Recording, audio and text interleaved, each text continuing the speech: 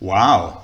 You have chosen to listen to a white old German male engineer talking about diversity and inclusion. Let's see why this is worth mentioning. Because check yourself. Would you maybe listen differently if I were a woman? Or if I were a person of color, how would that change your perception? Would your focus be different if you knew I was gay or had a disability? And what if I talked from a perspective of a Generation Y or Generation Z? Would that change any of your perceptions? Well, you can answer those questions for yourself, but what I can share is how my experience has changed over the 20 years. Because when I started as a pioneer more than 20 years ago, my input, my thoughts, my analysis were always met with a lot of curiosity, and my content was widely shared. Today, curiosity is of a different kind. Curiosity is about, what does he have to say about diversity?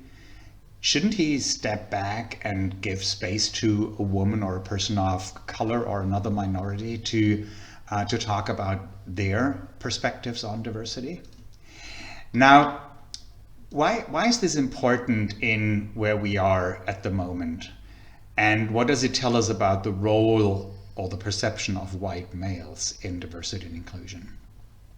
Should they just be excluded and replaced because they were overrepresented for so long? I have three thoughts about this. First thought is we should always be clear about what kind of input do we need or expect from a person. Is it anecdotal personal stories of experience, of belonging, of unheard or untold narratives?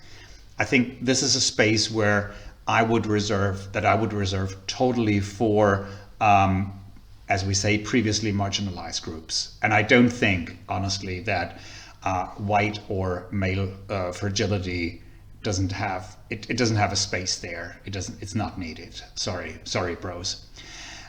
But when it comes to expert knowledge about organizational change, long-term understanding, etc., I think there the question is about expertise. And this expertise can be found in people from across the entire spectrum, including white males. My second point is about credibility. If we as DEI people want to be credible, we have to be mindful about stereotyping and about being hostile. And we cannot afford to categorize people and promote positive or negative stereotypes about white males or non-whites or non-males or other people that are part of our agenda. And I want to specifically say there is also no place for ageism that I do perceive at times when generations talk about each other nowadays. My third point is about allyship. This is a concept that I know that fortunately is much more in focus in recent years. And I also have to say that I think most of the material is oversimplified, just, a few bullet points, and that's not what it should be.